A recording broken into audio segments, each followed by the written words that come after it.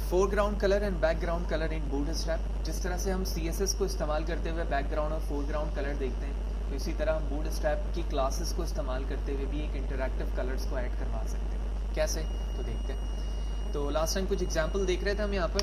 तो मैं सबसे पहले इस क्लास को डिलीट करता हूँ जो कि मैंने टेस्टिंग के लिए लिखा था, और मैं यहाँ पर लिखूँगा टेक्स्ट। तो आप देख रहे हो text block 50, text body, capitalize, text center, dark, decoration, hide, info, justify, left, right. इस तरह से आप क्या कर सकते हो, चीज़ों को अलाइन करोगे।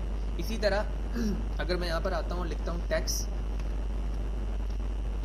वाइट, तो ये टेक्स्ट का कलर वाइट एक्सेस दे रहे हैं। यहाँ पर मैंने कंट्रोल एस किया, रिफ्रेश करूँगा वेब ब्राउज़र को,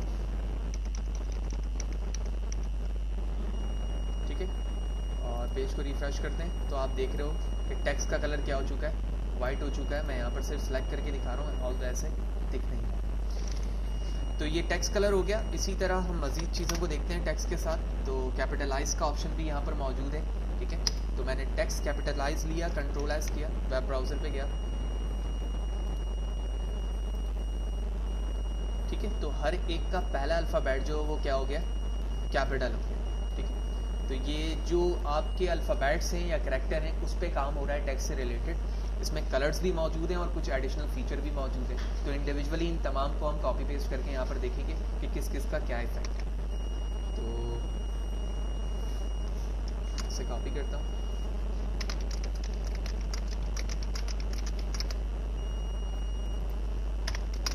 तो सबसे पहले हमारे पास टेक्स्ट ब्लॉक 50 है। Similarly text body, text centre, text ranger and similarly text dark.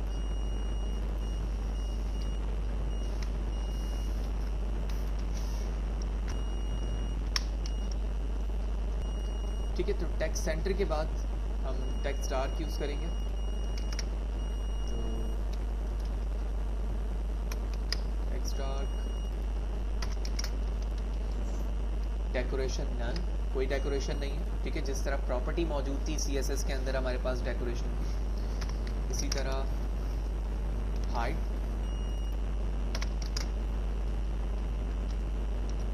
Info, justify,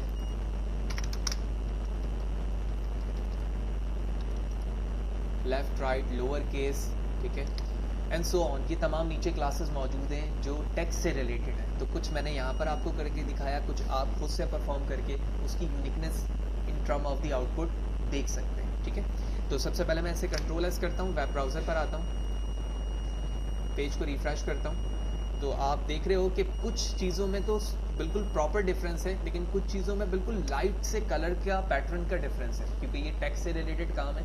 जहाँ पर मैंने डेकोरेशन नन किया था वहाँ पर कोई भी प्रॉपर्टी नहीं आई।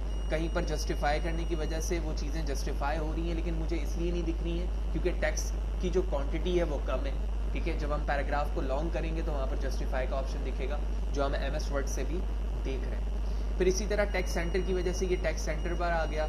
कुछ एडिशनल क्वालिटी मैंने यहाँ पर इस्तेमाल की जिससे बैकग्राउंड टेक्स्ट का कलर चेंज हो गया, and so on so fourth. जितनी क्लासेस वहाँ पर मौजूद हैं वो टेक्स्ट के फोरग्राउंड पर इफेक्ट करेगी, यानी जो टेक्स्ट का कलर है उस पर उसका इफेक्ट होगा। बैकग्राउंड पे अभी तक आप देख रहे हैं कोई भी इफेक्ट नहीं। नाउ सिमिलरली मैं इन तमाम कंटेंट को कॉपी करता हूँ, और कॉपी करने के बाद नीचे पेस्ट करते हैं, कुछ BR का टैग लगा देते हैं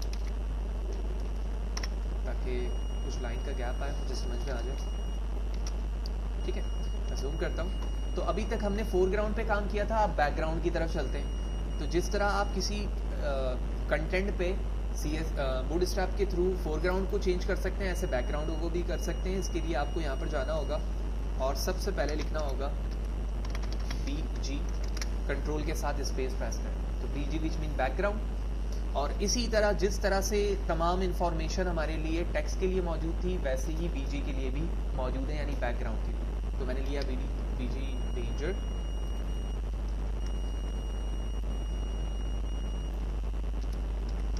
सिमिलरली BG डार्क।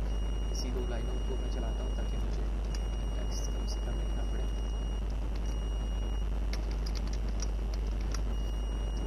डार्क के बाद PG info, PG light, primary, secondary,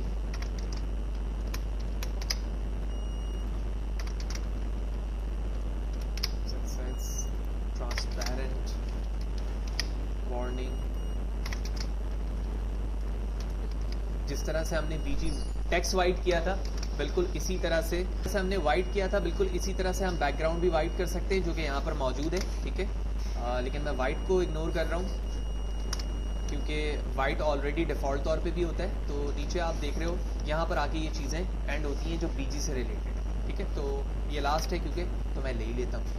zoom out करते हैं, कंट्रोल एस करता हूँ, वेब ब्राउज़र पर आता हूँ, पेज को रिफ्रेश करता हूँ एंड हियर इट इज़।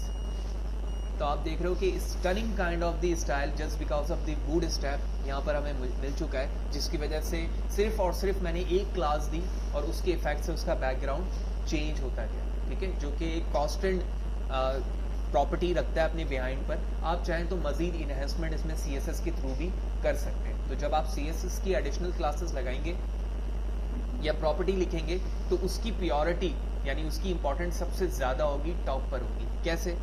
तो फॉर एग्जांपल फर्स्ट लाइन पे जहाँ पर इसका कलर जो है वो रेड टाइप है, मैं यहाँ पर आता हूँ और यहीं पर इनलाइन प्रॉपर्टी लगाता हूँ स्टाइल, ठीक है, बैकग्राउंड कलर, ठीक है, ग्रीन, ठीक है। Control S, web browser, refresh the page,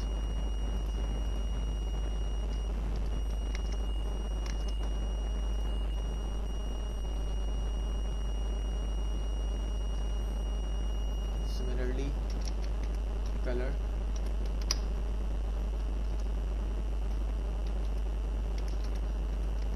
ठीक है, वाइट कर दिया, बैकग्राउंड मैंने ग्रीन लिया है।